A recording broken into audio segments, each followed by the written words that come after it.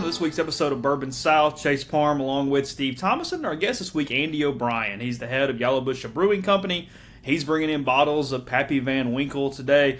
We're going to do a little bit of a flight. We're going to do the 10, the 12, the 15, and the 20. Don't worry, the 23 will be in another episode, but we're going to talk a lot about the secondary market. We're going to talk about how the industry kind of got to where it is today, why the Van Winkle brand is such a sought-after product, and just kind of go from there. We'll tell you what we think about the bottles. We'll have a conversation, we always do. We'll give you one little bit of a caveat. We mentioned a couple times in there about a video for today's podcast, and it doesn't happen because it's my fault. It's nothing crazy. I'm an idiot. I forgot to hit the play button or the record button on the camera, so that did not happen. We will get some of those to you, though, in future dates. We've got some neat videos lined up to get published and get to you guys. But for now, let's talk Pappy Van Winkle with myself and Steve, and then, of course, our guest this week, Andy O'Brien. Chase Parham, Steve Thomason, back with another edition of Bourbon South today. Talking with Andy O'Brien of Yalobusha Brewing. But we're going to talk bourbon. We're going to do a little bit of both. We're going to do a pretty special show today. We've got a Van Winkle flight set up. We've got the 10, the 12, the 15, and the 20, and we're not going to leave out the 23. We'll get to that in another episode, in part 2 of this episode, how you want to go about it. But we're back here on the Oxford Square for another edition. Appreciate you guys hanging in with us for another episode, and we'll talk a little beer here as we get started. But how are you doing, and what's bringing the Van Winkles to the table today? Well, thanks for having me, guys. This is pretty special to be a part of the show, and it's one of its earlier editions. So thanks for inviting me. Yeah, I had these bottles, and I've been a bourbon collector for a number of years. Member of a couple bourbon clubs here in town. One little small one and one bigger group. Which Steve is one of the founders of, and was so happy to be invited to be a member of that club. And I was sort of collecting in the small group, and until I got in the big group, we were one-dimensional.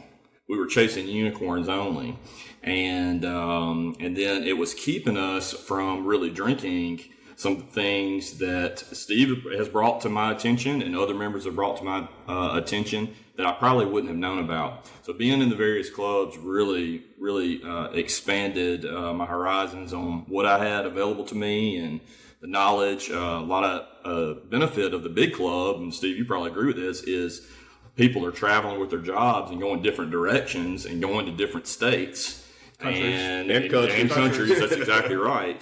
And so we were getting stuff back in the big club that I'd never even heard of, and seen variations, some export bottles. I believe the first time I ever had the Four Roses Premium, which is the Japanese export, was in the big club. So really very excited to get into different things and different mash bills and just different knowledge that different guys would bring to the table. And so I thought this would be a special thing to do, is taste these and talk about Van Winkle history and what that family has done to the industry.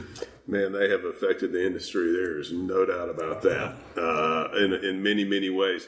Chase, let me go ahead and declare right now, I want full credit for inviting Andy on the show, and number one. And then number two, I love this idea of the guests bring the bottle for us to sample instead of us bringing the bottle. I mean, we could maybe get this going down the right road right here. I like that. Yeah, not just one bottle. We've got several here for those that are watching the video edition. You'll be able to see that. We'll have all the links and stuff. But if you're doing the audio, the normal podcast edition, we've got them set up. We've got all the glasses in line. We're going to go through them. We're going to talk about it. We're going to intermix some history and some whys about the industry as well. Before we get into that, I know you got a lot going on with your own business. What's kind of the latest? Where are you headed? What's up? Yeah, Yalobusha Brewing Company. We took a hiatus this last year. We've been offline since December, so about 6 months offline now, and that is because we successfully lobbied to get brew pubs legalized.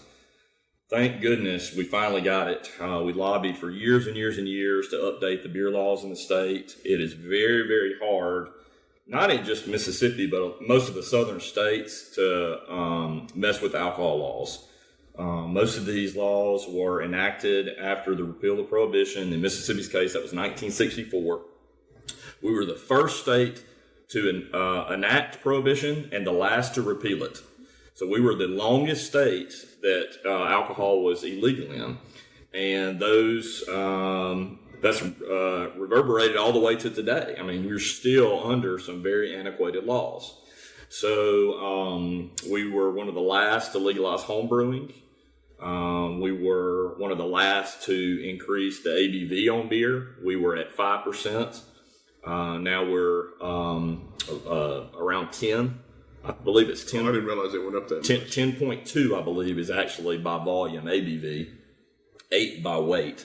I believe the law was done by weight because the legislatures, we weren't a part of the finalizing process. And even though we used by volume as a metric, they did by weight in the law. So just adding another layer of stupidity to the whole deal. They aren't even using our nomenclature.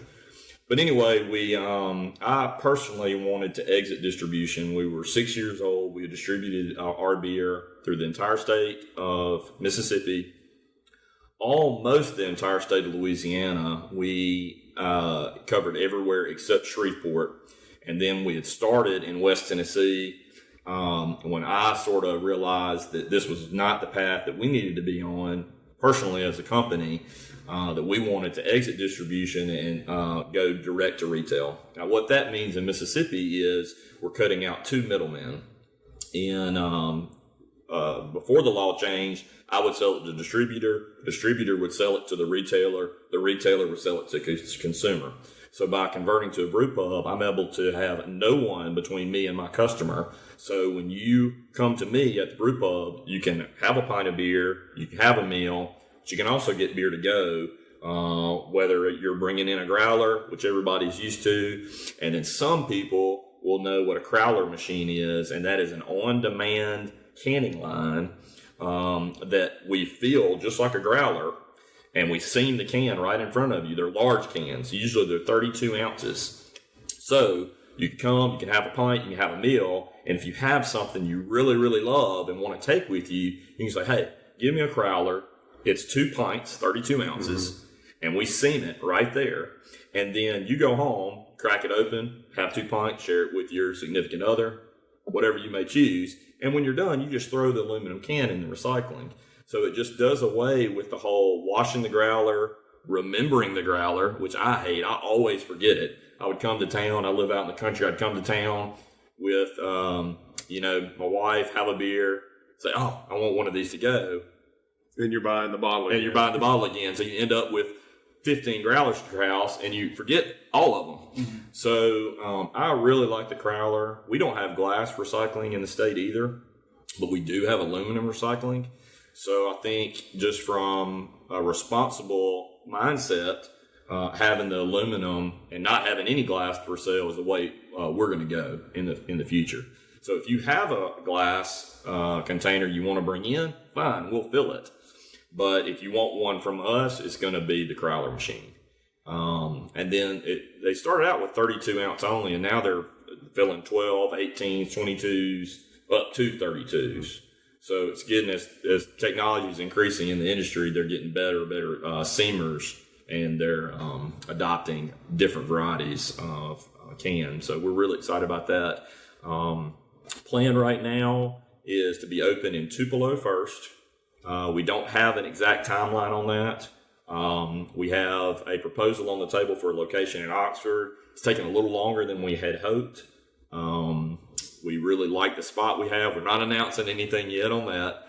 I don't want to do that until it's signed, sealed, and delivered. That way I don't have to backtrack anything. But Tupelo most likely will come online first. Oxford will be right behind it.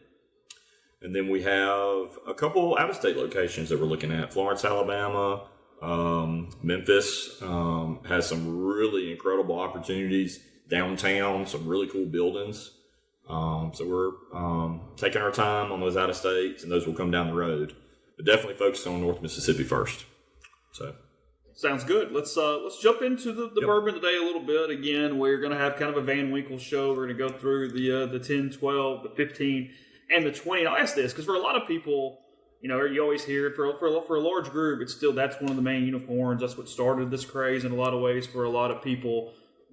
what happened for it to become that name? Because you always talk about, back in the 80s and things, it's just kind of everywhere. I mean, there's always jokes about you could find it at every local place and whatever. What took off that made us get here? A lot of people don't realize this, that family has been around forever. I mean, Julian, the current head of the company, and his son Preston are running the company now, and they're wonderful people. And but they had real struggles in the 80s. Their grandfather, Pappy, worked for Stitzel-Weller, and which is one of the most storied distilleries there is. I mean, it's famed. Bottles that can be verified and traced back to being Stitzel-Weller juice are just off the charts expensive, no matter where you look. And then Julian's dad worked in the industry, and then when Stitzel-Weller shuttered, they were sort of out in the wind a little bit. They didn't really have a home. Julian ended up buying a defunct distillery in Kentucky, and it was in really bad shape, really, really bad shape. And he worked by himself. He did almost everything, and he had 2 secretaries. So he was the distillery, he was the labeler, he was the distiller, the labeler, the salesman. He did everything, and they really struggled. When you think about the 80s, the very first thing that I think of is Wall Street, the Michael Douglas movie. And if you think about that mindset in that movie, they weren't drinking bourbon. They were drinking really high-proof scotches, Manhattans, martinis. That was vodka and gin sort of killed our American appetite for this particular spirit. So during that time, just to stay afloat, he got into the decanter business. And it was porcelain, sort of figurine decanters. And, of course, old Rip Van Winkle, Asleep on the Tree, is a very famous one. But they did everything. They did college mascots. They did cartoon characters. I mean, they were doing everything. And that's the only reason we have this in front of us today is because he actually was successful selling these sort of whimsical decanters. It's humorous to think about today because what was inside those decanters right now would be priceless. Absolutely priceless. I mean, some of these bottles that we're looking at today go for thousands of dollars. Mm-hmm. And this is younger stuff that was in those sort of a joke decanter. So school mascot decanters are the bridge to today. Today, right. And then what changed? You asked how we got here. A sales rep for them submitted the 20-year-old in 1996 to the Beverage Tasting Institute. And I believe that everybody in that company knew what they had was special. But again, we were still under this sort of, it wasn't anti-bourbon, but it was not considered the top end. If you went out on a business lunch or your friends were around, that wasn't what people were looking for. So 1996, sales rep enters the 20-year, and I believe the 15 as well, but I'm not 100% sure on that. But it came back with a 99 rating, which had never been given out before. So then Julian and his 2 secretaries were completely flooded. They could not keep up with it, and it was just off to the races. And then in 2001, I believe, is when Preston came on the company, 2001, 2002. And then it just really started ramping up from there. But that 1996 rating was really what spurred it on. And they cut the production down too. I mean, they have helped themselves. And anybody that knows how many times you have to go in the liquor store, you'll never see it on the shelf. If you do, it's crazy markup, thousands of dollars. I know, Steve, you've probably seen it in some of your travels, and it's supposed to be $200 a bottle for the 20. I've seen it for $3,000. $3,000, exactly. So they're making around 84,000 cases a year. Compare and contrast to something like Jim Beam, which is 84 million. So then you really get a sense of how rare it is just for scale. And then it's allocated. So depending on where you live, that your particular state or your particular area might get 3 bottles total across all 5. Mm-hmm. And that really has to do, and we can talk about that if you like, about the allocation process and and all of that. Well, then we can taste it too. And it's no, I'm starting to get thirsty. It's also, if you think about it, you're looking, you can't just make a 20-year-old bourbon this year. It's going to be 20 years from now. So we're drinking bourbons, the 13 rye, the 15, the 20, the 23, and the other distilleries that are putting that bourbons out. We're drinking bourbon that was made back before this bourbon craze was kicked in and crazy. Where do you think we are right now in this bourbon craze? Where are we on the bell curve? Well, we're upside down on it is where we are. I exited secondary market 2 years ago. It got to the point where I had two factors going on. One, I was thankfully started searching out and collecting the bottles and really doing it hardcore before it really hit hard. So I was able to get these bottles, and I mean, all of those came from stores except one, and the one that didn't come from a store came from a friend. That came from a store. So 1 degree of separation from a store. It is very rare now for that to happen. So I exited secondary market and buying secondary bottles because number one, I have sort of my cachet and I have enough. And then also the prices just got too absurd for me. It got to where it was almost like collecting rare Burgundy, red wines where people were buying them and trading them, but very few were being opened. Oh yeah. They're collecting them to collector's item, not to drink. And you can get sucked into the chase, man. You get sucked into the hunt. It's part of our nature, right? Yeah. I'm like Andy. I never was heavy in the secondary market. I still worked and had friends in stores and got some good bottles every now and then. But I can't pay crazy prices. The prices that are out there right now. Being a good customer of one store that is a high volume store. It's probably the most important tactic that you can have when you're collecting these bottles or trying to collect these bottles. Or just trying to get a good bottle to drink. Or even not these. That's right. No, we've discussed that on shows before. How do you run into some of an E.H. Taylor 4 grain, some before roses as limited products? You do it by being a good customer. If you're a good customer, I mean, that's what most folks that own the liquor stores are going to take care of the good customers. Some of them are going to hold it out and secretly, secondary market it. But no doubt about that. I like the raffle trend that's going on right now, especially here in Oxford. High Cotton set that bar last year. I believe they were the first store in town to do it. I don't remember there being a raffle before. But the raffle, I think, is the best way to do it. It is tremendous advertising in our circles in town when a store does a raffle, as opposed to just holding it back and singling out customers and those bottles never seeing the light of day. I don't think that's going to stop. I think that the small stores that only are getting a couple bottles, I don't think it really makes a whole lot of sense for them to do the raffles. But a big store like High Cotton can do the raffle because they're going to get a huge amount of the allocated bottles, and then it turns into an event. Were you at the first one that they did? What was it, 50, 75 people? Oh, easy. Something like that showed up for the raffle. And I think that's good. I mean, because it's the old adage of, do you want to shear the sheep or do you want to kill the sheep? Well, the raffling is shearing it. You're going to get those customers every single time. And you're going to come in there and you're going to get your tickets and you're going to know those employees and they're going to get to know you. And when they do get a special bottle, they're going to think of you because you're in there all the time. You're talking to them. Maybe even just go by there and you don't have to buy something every time. Just going and visiting with the guys and getting to know them. I think people don't really maybe take that for granted. Just visiting and creating a relationship with some of these guys that are running these stores. We're in the South, right? So storytelling and relationships and all that, I think all that still matters here. Oh, absolutely it does. We've been sitting here for a while. There's some good bourbon sitting in front of us. Sorry, so we're going to go 10 first. Yep. Jay, any preconceived notions, any thoughts about these bourbons? I don't know if you've tried them all. I've had all on the table.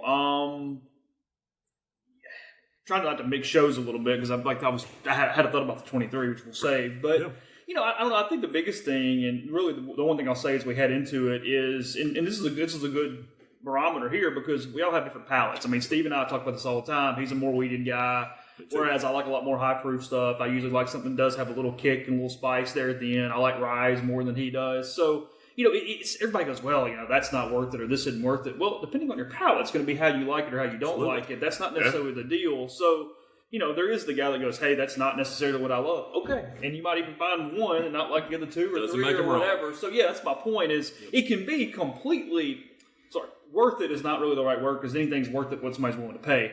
But the gravitas, if you will, is justified, but maybe it just doesn't go for every single person, I guess is the best way to put that. So I think that's what's interesting is just sort of their reputation, but then also the counter reputation to that as well because of what the prices have gone into. The X factor for the Van Winkles has always been, I think, for the greater community, you have to add in the opportunity to try it. That's a great point. Because you're not going to see it everywhere. You can't go to a single place in this entire town and see any of these bottles on the shelf, right? You can't. And if they do, you can't even outprice them because people will actually pay for the glass more than they would pay for the bottle per ounce. Absolutely. Yeah. Because it's a lower threshold to buy that, finger pour at a bar. So I think you have to factor those into the Parker's Heritage, the Van Winkles, some of the age-stated Willets, some of those things. You might have an opportunity to try them once. Right. So that, I think, also elevates all these prices and makes them go up to where it might be $100 for a pour at a restaurant. Usually they'll sit there long enough, like the antique collection, somebody will end up paying it. The 10, is that a 107 proof? I'm trying to remember. No, I don't think so.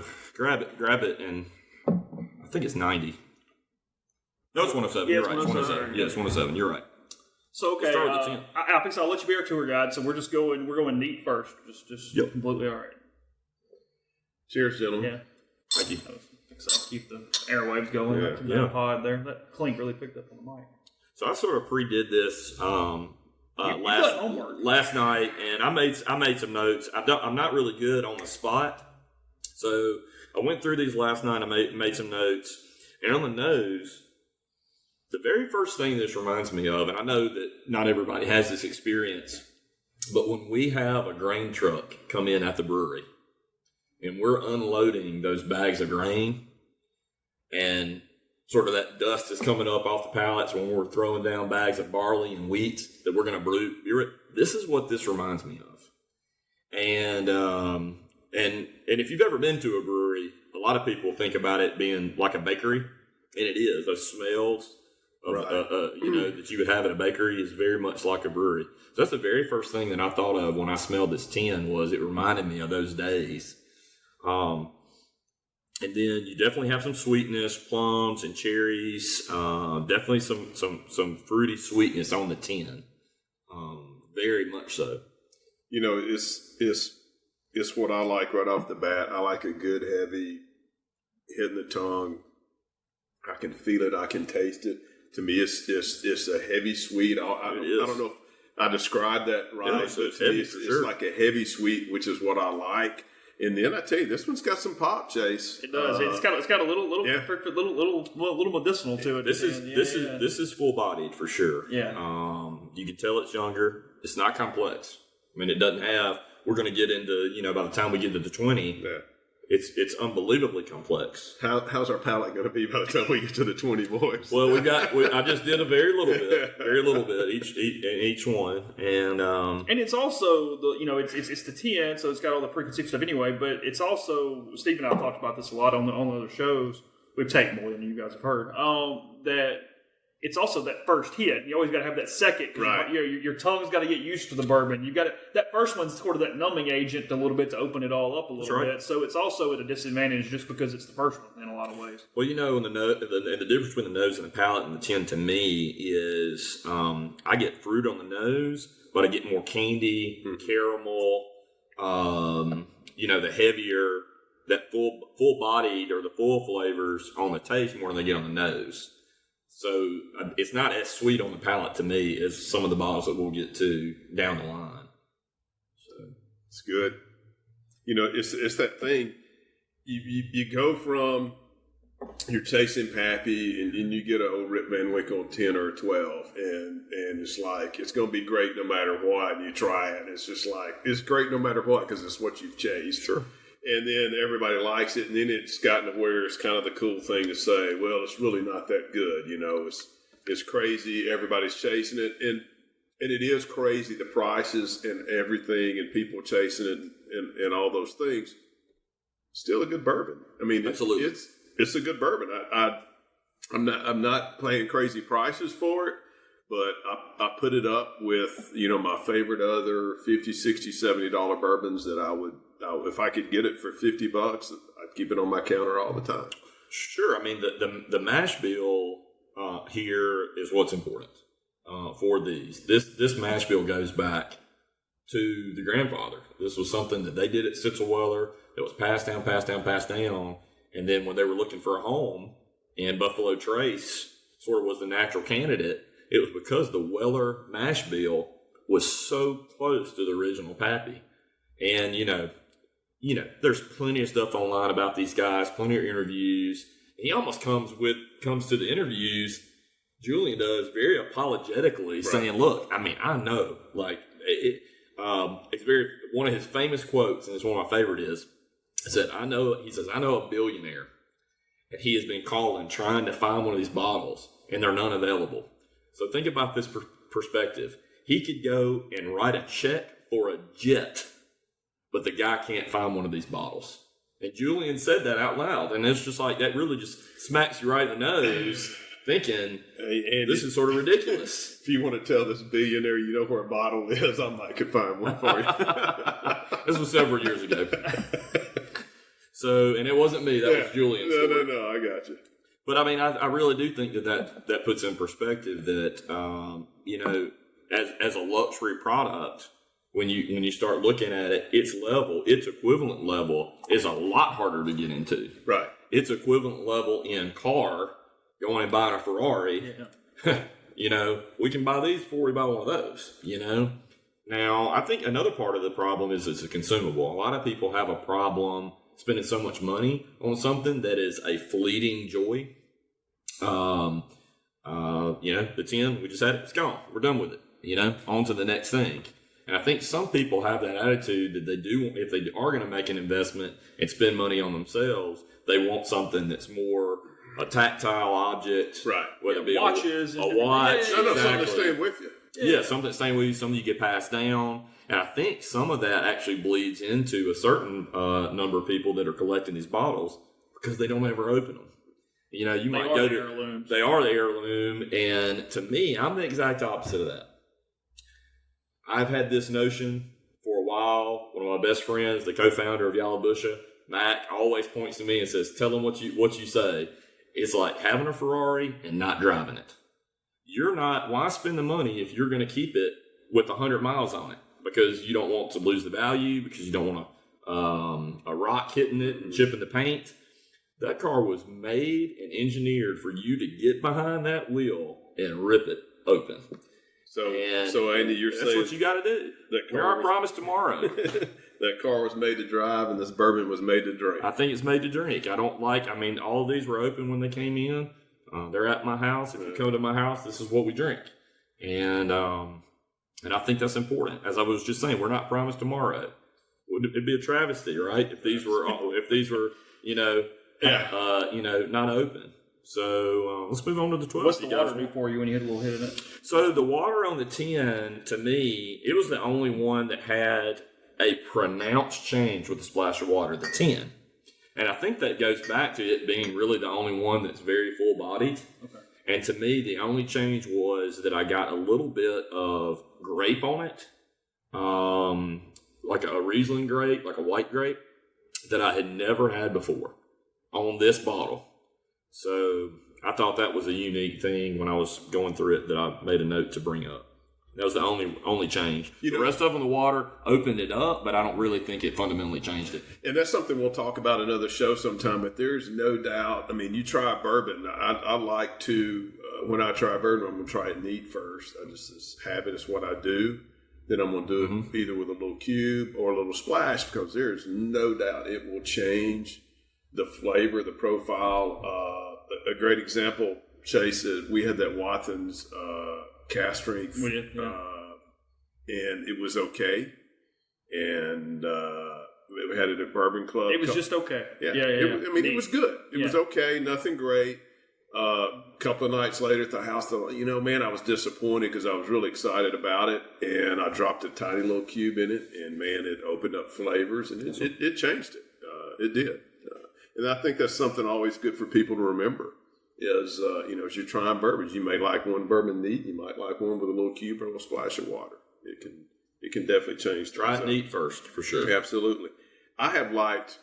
Talking about the 12, the last couple of years, I thought the 12 has been really good. Yep. It's been one of my favorites. I think Max said last year's 12 was really, really good. And, we weren't that many years ago. We had a little get together at my house, and we were doing something very similar to this. And the 12 was disappointing compared to the others. Even we thought the 10 that year really outshined the 12.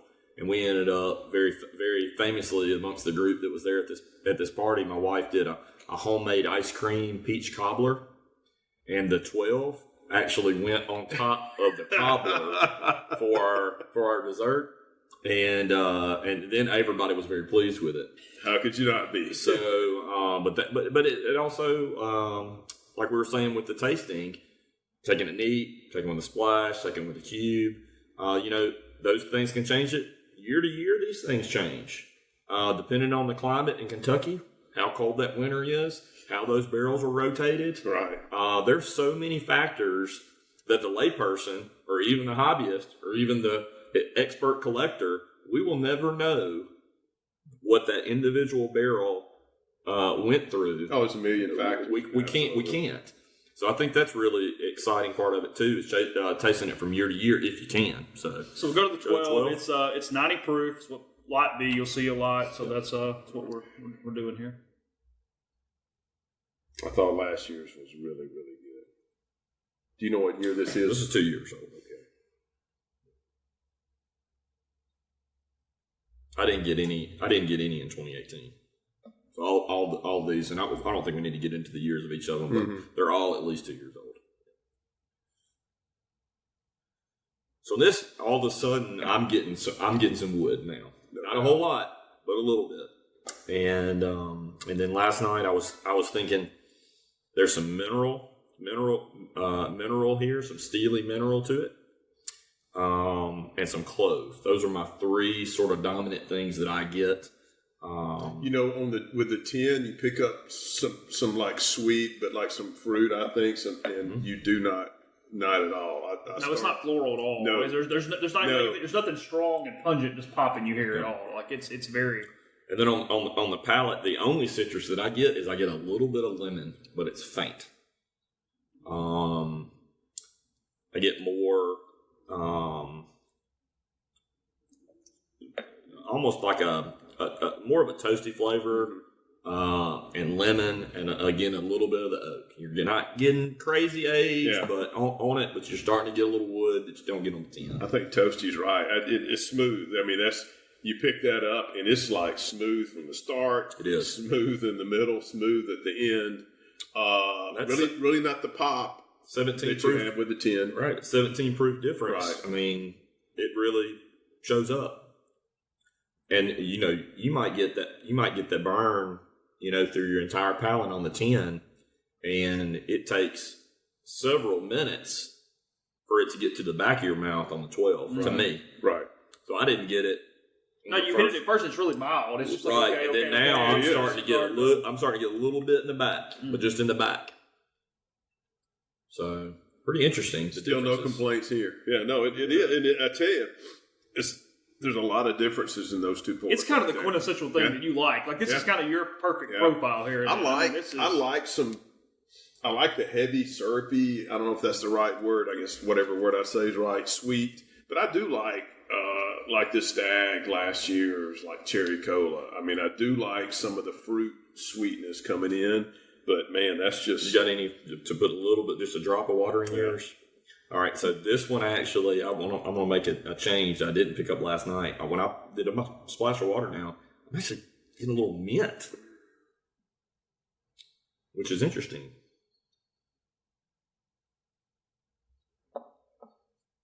Don't want to influence you guys. No. It does kind of pull a little bit of. There's something there. Maybe it's not mint. It's something there. Some herb. Yeah, it's a spice. I call it mint out of the but gate. not like a hot spice. No. Just a little. I'm catching what you're saying, and it's on the front end right off the bat, too. It is. It's amazing, like we talked about it. A little splash of water, drop of water, a little cube of ice, what it can do. What are the 10 and the 12 secondarying at? What are people looking at for those two? I am so far out of it, Chase, You got that any I couldn't even tell you. I think last year, people were paying 3 to 4 for the 10. 100. Yeah, 3 to 400. You have to differentiate. With this, you have to. Yeah. And the 12, maybe 350 to 500. Okay. I think I didn't keep up with it. That's just I would run into bottles every now and then. The guys were selling secondary, and I wasn't going to pay that. But I'm always like, well, hey, what do you want for it or whatever, just in case I ran into a buddy or somebody that was looking for one. I don't know, what did they retail for last year? I know they've gone up because the first 10 I got, I paid $40 for. Yeah, there's and that wasn't that long ago. They're supposed to be $80 for the 10. I believe it's $79 is what I believe it's supposed to be. And that's gone up $20 or $30 in the last 3 or 4 years. Yeah, and I don't think they have an official statement on this. I think they're going up on production between 2 and 3% a year on their overall production. Right. But here's the problem, guys. And I know we're not doing the 23 today. It deserves its own show. But for every 3 gallons of 23 that they produce, they have to distill 53 gallons. So they're losing 50 gallons of liquid to get 3. Wow. For the 23. So what we can't process, mentally is, okay, they're putting out 84,000 cases, but how much did they have to produce to get that 84? Well, yeah, if you're a businessman, it's like you're thinking I'm losing money doing that. Yes, they are. They are. And so the reason I bring that up is because the retail prices. If the 10's supposed to be $79 and it's selling for $300, fine. Because I feel like at $300, you are getting an incredibly well-made, cared-for product that there's a lot of loss there.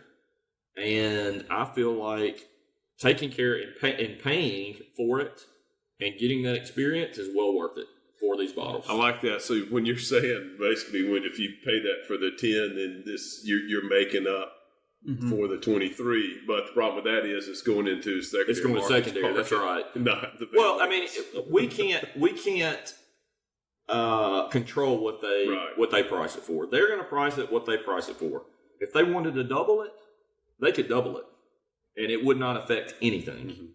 So I think going from $40 to $80 over a decade is pretty good. Yeah. And you guys know everything's more expensive. Yeah. Everything. So why shouldn't this be?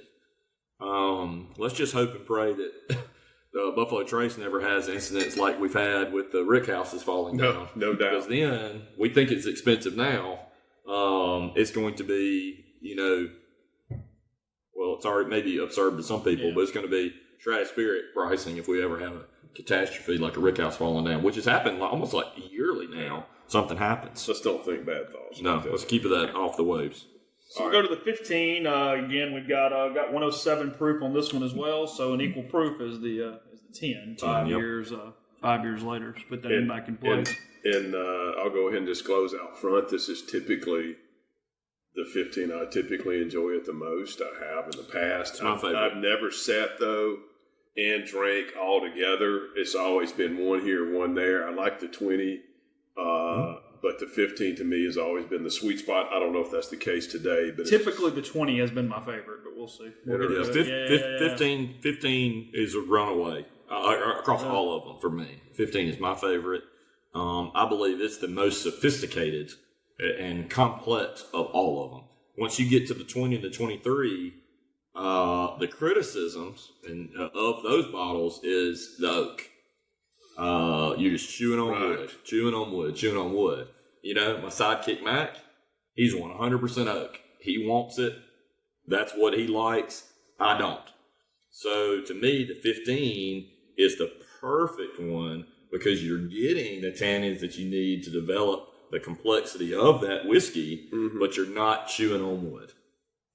I'm glad you said that. I've got about half a bottle of a 13-year Smooth Ambrose Scout. That's the oakiest bourbon I've ever had in my life, and that half bottle. Nichols' name all over it. Yeah, Nichols all over it.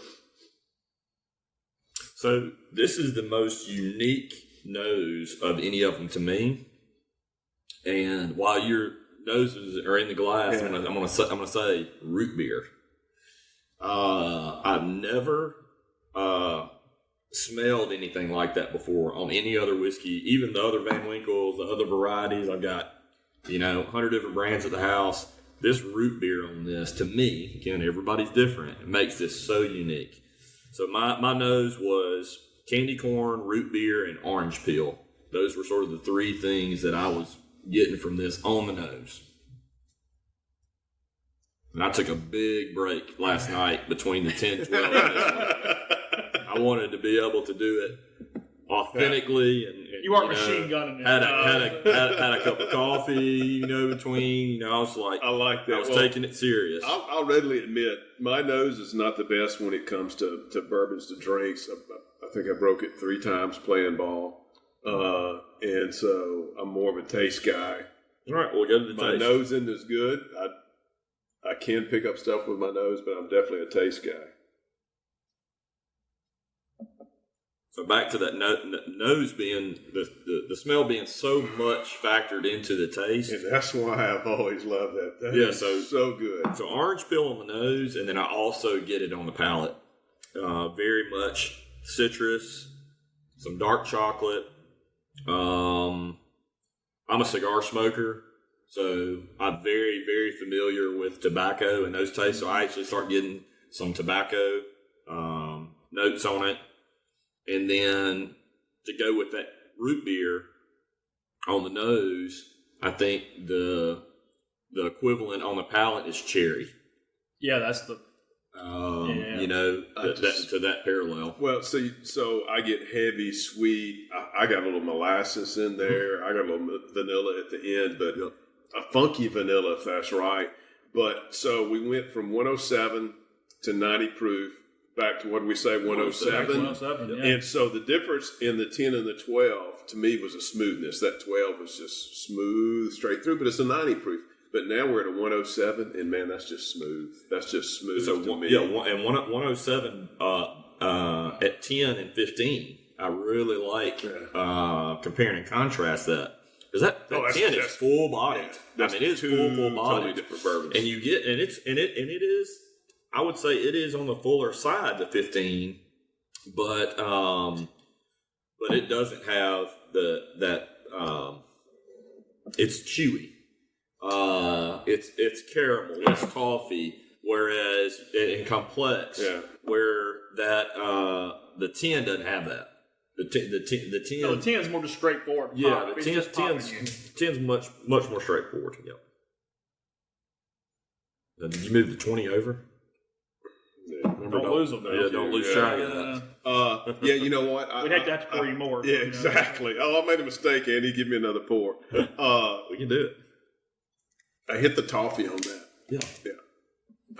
And that's my sweet spot. You just start getting down those roads. Some of it's just because of what I like, but I put a little splash of water in there, and it almost kind of it numbs it down too much for me. It almost kind of just waters it down to where I can't even. I wouldn't normally do it. Yeah, that. So I'm not going to hurt that took it away from for these scientific purposes that we're doing. I'm doing it. I did it last night. I'll do it again.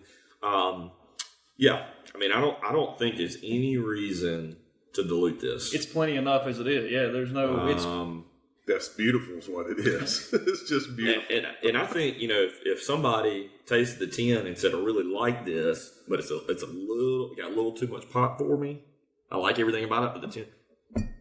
Try the 15. That's the easy move there. That's the easy move. Right. And because we're going to see some fundamental changes with the 20, the 23. To me, the 15 is like a combination of the 10 and 12 almost, to a degree. And it hits. It really, really does. Yeah. Well, there's a reason why a lot of people say it's the best one. That is not a rare opinion. It is very, very often that the 15 is the highest rated. And, again, unless you're like Dr. Nichols and you just love the wood, the 15 is gonna hit a lot of people perfectly. And then we get to the red velvet bag. Back to 90. Back to 90. That's interesting. Back to 90. 107, 90, 107, 90. 90.4 on this one, the 20-year. Mentioned the bag over here as well for the video people. Yep. Let's see, that's red. 23 is black. Why don't you set that one back over as we? I got my first 20 from a guy that owns a few restaurants in Boston, Massachusetts. Met at a minor league baseball game in Florida. Happened to be sitting next to him. Just started chatting, talking for a little while. Really interesting. The guy's name's Bill Sardo, owns some restaurants in Massachusetts, and we're talking. And I've been in Florida for a few days and was doing a little bottle hunting, and we're just chatting with him, watching the game. It was a Red Sox minor league team playing, and we're talking about this, and something came up just about bourbon, and I mentioned, I've been looking for some bourbons. He goes, I got some, bourbons, I got some pretty good connections. And I'm like, so the wheels start turning. I'm Ears perk up. This is probably 2014.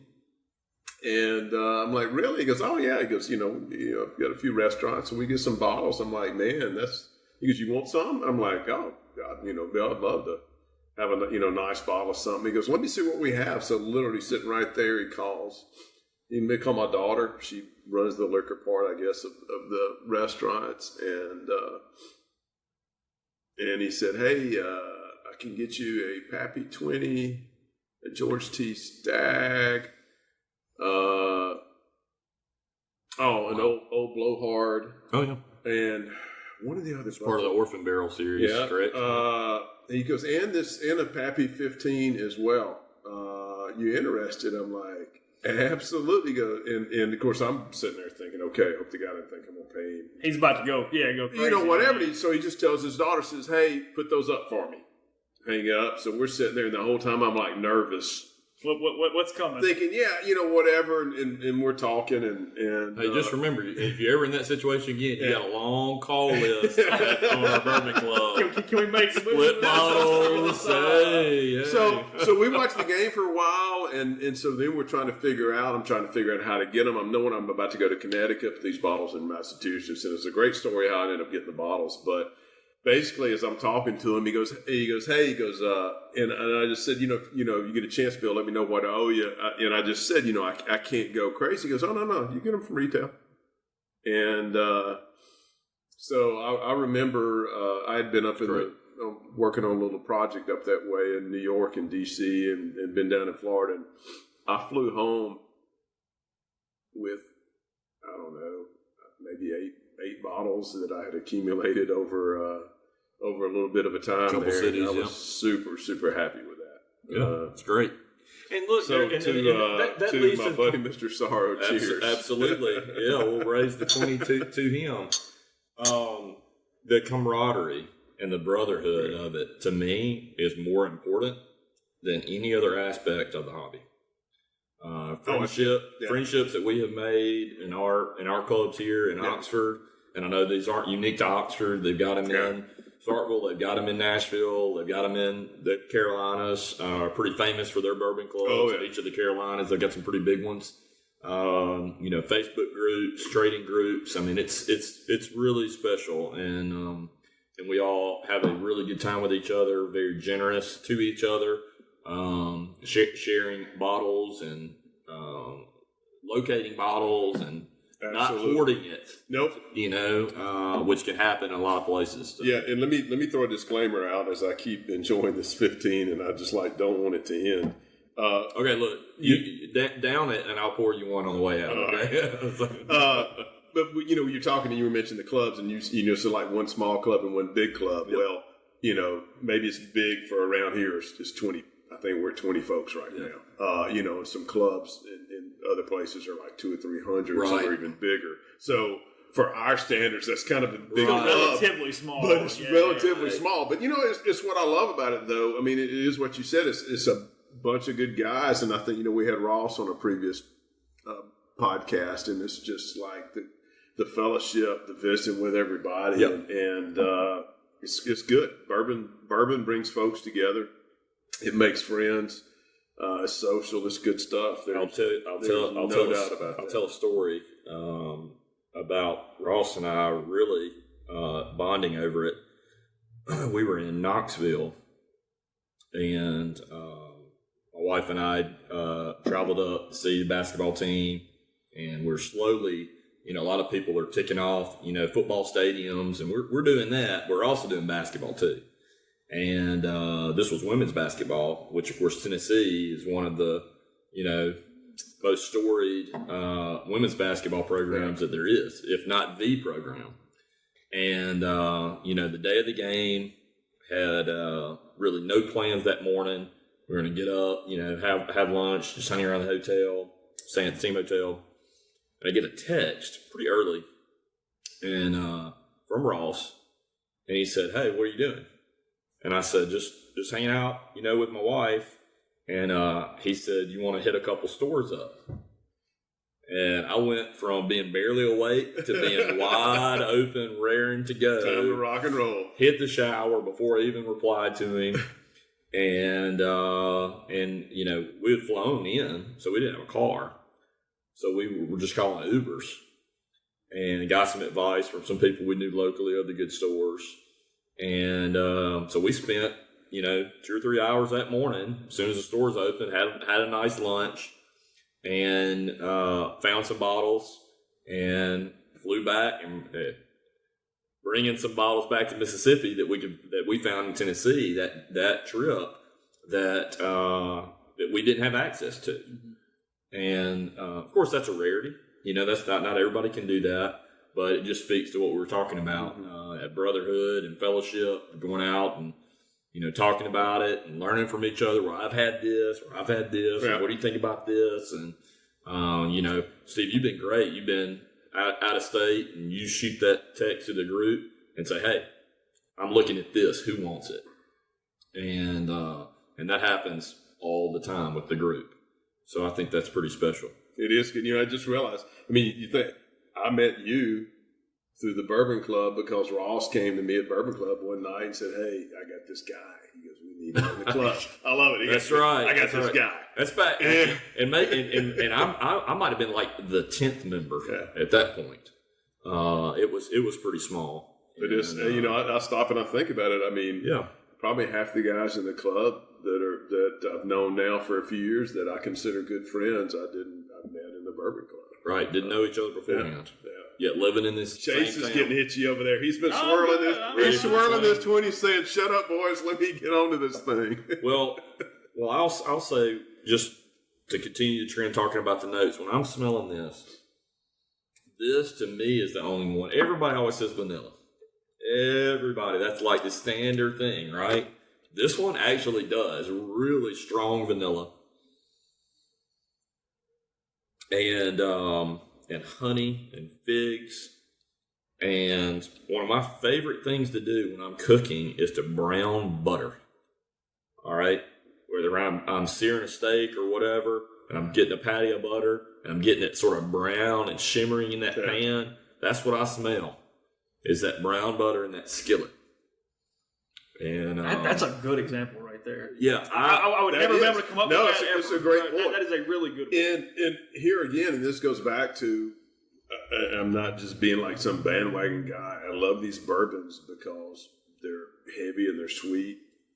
To me, there's nothing too oaky about this 20 at all.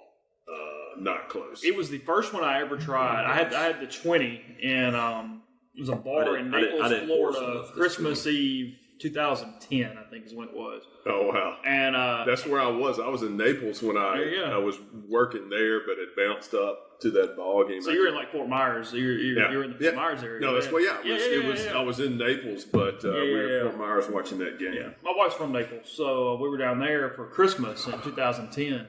And it was just at this bar, and it was like, hey, we got this. Like, all right, and that was the first one, and it's remained my favorite the whole time. Well, and I say this. Go ahead, Andy. Butterscotch before I forget. Well, Go ahead. And I'll say this. So I love the 15, and I keep talking about the 15, and it's because I have it more than the 20. I've had a glass or two, maybe 4 or 5 glasses in the last 2 or 3 years of it. I've had more 15s. But if somebody kept pouring me that 20, I'm not so sure it wouldn't be my favorite. It's just got that extra little bit of something that I like. It's just got a little more body to it, a little more pop to it. It's incredibly complex. It's just got more. I had 3 or 4 things written down for the nose and the palate of others, and I had to stop myself. Just on these. I have 1, 2, 3, 4, 5, 6 on the nose and 6 on the palate for this one. Spent more time with it. Really thought about it. That is part of the enjoyment for me. That is not how you have to do it. You don't have to think about it. You could just drink it. Right. And enjoy it and not be stuffy about it. I don't think I'm stuffy about it. I don't try to enforce it on people. But for the purposes of this podcast or blog, however you want to put it, I thought, I want to take my time with it.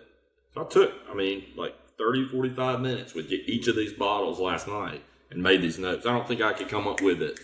Now, there are some people, Wes Taylor's one of them, Mac's one of them. Yeah, Wesley and Mac are Michael Marino's really good. We've got some guys in town that are really, really good on this stuff. I could dip my toes into it. So, butterscotch, that browned butter, figs. How have you kind of been able to develop that? I mean, obviously you've done it with different things, but I mean, how does sort of, identifying and nose and just palate in general, I mean, how is that sort of expanded for you for the guy who goes, hey, I'm smelling this and I'm just smelling bourbon? Like, what is sort of the deal to that a little bit? So my advice would be, and this is personal advice, I'm not an expert, would be to not develop the habit with alcohol. Start doing it with other things you're consuming, whether it is coffee or the meals you're eating. If you're going out, you're going to City Grocery here in town, Snack Bar, McEwen's, if you're going up to Memphis, or you're going to Highlands in Birmingham, these chefs all have really good palates. And they're putting all these meals together for a purpose. They are complementing flavors and smells together for a purpose. So what I started doing, and I didn't pay attention to it until Mac and I started Yalobusha. And I didn't start it when we started Yalobusha. I started it after I went to my first beer show, and I had customers of ours lining up to come talk to me, and they were asking me what I thought about this or that. And I had to look at them with this blank stare because I hadn't thought about it before. And then I realized I need to start paying more attention to the flavor profiles because I'm not the brewer at Yalobusha. I just own it. So I need to be prepared to answer these questions. So then I started really paying attention to... That'll make outtakes later on. I did not touch the table for that. No, it's fine. I started really paying attention to everything that I was consuming, in the smell and the taste and all that to help develop my palate. I don't think you can get it just out of the gate. I think it is something that is trained. Some people might have it naturally, but I think that if they're being honest, they're going to tell you that it's something that they work at, that they pay attention to for everything that they're doing. When we eat well, we as a group, as a guys group, we get together and we have good food to go with this stuff. We're just not sitting in a box somewhere and just downing whiskeys. Having food to complement the bourbon we're drinking, or the beer we're drinking, or the wine we're drinking is the responsible, right thing to do, and they work really well together. It's really an interesting thing because, I mean, I kind of see all these episodes in this show as we move along. It's kind of an ongoing conversation, and we're going to get Kelly English on, one of our buddies, and great. Talk about the difference in that food, the palate standpoint, to the alcohol palate, different things, because that's kind of fascinating to me, just how those all meld together in one item or one conversation. Oh no, absolutely. A couple of times at Bourbon Club, we had one at St. Leo, and I think we ordered everything off the menu, and I don't remember a better Bourbon Club than that one, Harley. We did it with Kelly. restaurant hours. That's a great point. It's and that's something like you said. We're going to Great Canary in Memphis. Oh, as Great well. Canary in Memphis. John T took us up there. Yep. That was a good time. Everything on that menu is touched by fire at some point at Great Canary. At some point, it might not be cooked, but it's going to touch smoke or touch fire before it hits your plate. And I thought that went really well with some of the wines we had that night, some of the whiskeys we had that night. I thought it was a great example. Of course, everything Kelly does is really top notch. And then we got a few choices in Oxford, Mississippi. I know it's going to be shocking for everybody to hear. We got a few good places to eat here. Having drank this, the nose is really special. And then on the palate, something that I went back and I looked at all the notes, but this lemon tartness, I think, was the common denominator in all of them for me personally. That was something that I kept seeing myself sort of my notes and my moleskin here as I was taking this lemon and some little bit of tart. It was faint, but it was a common denominator across all those mash bills. And then on this, I think brown sugar, some cinnamon, and some nutmeg. I definitely picked the brown sugar up. Yeah. This is, it is and it should be the most complex. And it's got a lot going on. As you've done this, you like the 15 the best. What sort of you sticking with that? It's almost like we're going to have to do secondary pours of the 15 and 20 and just those are staying with you a little bit? Try them again. Grab it and pour yourself. Pour what you want. Those two are really, really good bourbons. Kind of like you. It's the first time I've ever done it all together, and I will say that I find really interesting things, or depending on the mood or whatever, the 10, the 15, and 20, the 12 was my least favorite. Pretty far, yeah. The 12 just was mild for me. I didn't get a lot. It just didn't get there. Chase Parham likes a little heat. It just didn't get there for me. So even I kind of respected what the 10 had going, and then the 15 and 20 are obviously very special bourbon. So it was the 12 was the least favorite. Yep, I agree. That reminds me, we need to get our good friend Mitch McCamey from Neon Pig and KOK on the show sometime. Mitch and Kelly and those guys. Got a shot at that. Yeah, we got a shot at that. Got a shot. You think that might happen? Yeah, I think it's a good chance of that one. Been a pretty special show today to get to go through these, give everybody kind of an idea of what the tastes are like, and then a little history to it. I found that more interesting than anything. Andy kind of helping us out with where it's come for that family, and maybe this craze will end. They'll move on to something else. I had got a bartender buddy that thinks mezcal might be the next thing. He might finally get off the bourbon a little bit down the road. So we'll see where that goes. A lot of people, dipped their toes in and then became pretty frustrated by not being able to get things, and then sort of gave up, moved on, and I don't think it's going anywhere. I think that the day and age that we are in now, with hyper awareness of everything that's going on, there's Facebook groups and specialty forums and all this for every want and desire that a human can have. I think the people that are truly in it are in it, and because we're in a niche world. Yeah, everybody has a very specific thing they like. We don't have a real general world anymore. Right. Because there's so many options, you can find that you can get down to exactly what you're looking for. Everything's personalized. That's the way we want it. It's not a socioeconomic thing. Something like 98% of Americans or something have a smartphone. So even if you can't get, don't have a computer, you can find a group that fits you right here in the palm of your hand, right on your smartphone. So I don't think it's going to go anywhere. I don't think we're going to go backwards like where we went in the 80s with the Wall Street era. I think it's here to stay. I'm in it. I don't want to really do anything else. I'm not a cocktail guy. Obviously, I'm a beer guy in business. A lot of people are shocked when they come to my house, and you're not really going to find a whole lot of beer at my house, believe it or not.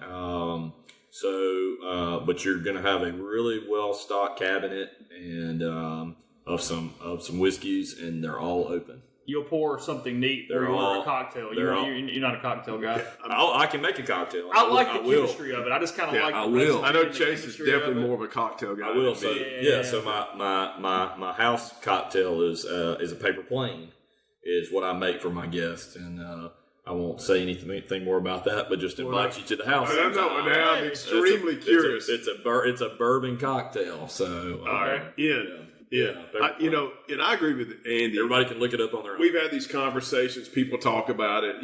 Things run in cycles. So is this bourbon craze going to let off? Or are we going to go back to more normal prices? And a lot of people want to say, "Hey, everything's cyclical." I think it will. It will. I'm with Andy. I don't know that it will. I think more than likely we're going to have moving forward. We're going to see more and more people adopt what Willett's doing, which is direct. They're selling everything. They're handling their own sales. They're hyper in control of their product. It's to a certain extent, this is the exact opposite of Van Winkle's, because they aren't even distilling their own product. Which it wasn't that long ago that contract distilling was really frowned upon. Right. And I think that Julian Van Winkle was one of the only people that could pull that off and actually go to somebody and say, "Hey, I want you to make this mash bill for me," and do it. And it's because he wasn't this Johnny come lately to the scene. Right. He was a multi-generational known entity going back to all the way to Stitzelweller with Pappy. And, so so many things had to line up for that really to happen. And, which of course we've all tasted today. It turns out it's legit. It is a special product. So I will co-sign it. Yeah, no, buy it if you can. I agree. I mean, I'm the first one to say don't go chasing bottles and pay crazy prices. We can find great bourbon at 30 and 40 exactly. and 50 and 60 and everything if else. you have the pocketbook to do it, do it. Do it for a special occasion. The bourbon's good. There's just no doubt about that. Go in with somebody about it if you have to. Yeah. Now, split a bottle. And here again, I'm not the guy that's going to pay $500 for a bottle and drink it. I don't have that kind of money. I don't have the money to pay $300 for a bottle and drink it. I can go in with some guys and taste the bourbon or whatever, but it's just it goes back to what's the best bourbon? It's whichever one you like. What's in your glass? What's the best way to drink a bourbon? Chase is however you like it. Yeah. I mean, that's what it comes down to. It really does. And if you don't have anybody to go in with to buy a bottle, start a club yourself. It has no requirements. Absolutely. Find a house, grab some buddies in life that you already have, and invite them over and get one bottle and talk about that bottle. What you like, what you don't like. Again, it doesn't have to be stuffy. Both of the clubs that I'm in Oxford, we don't sit around and opine for hours and hours about and take notes like I did for this. That's not the norm. Normally, it's just very casual. So you don't have to think too much about it. Another topic for another day about starting a bourbon club, which will be a great topic. Absolutely. But, Andy, I can't tell you how much we appreciate it. So, we'll keep everybody abreast at your ongoings as we get things closer to openings, different towns and places, whatever, have you back. But, yeah, excellent show today. As we've been telling you, we're back once a week with more episodes. Again, we got some good guys lined up. We got a lot of fun. It's kind of an ongoing conversation here as we're in bourbons and rye and just kind of the world of alcohol as we move forward. So appreciate all you guys. Appreciate Andy. We'll talk to you again next week.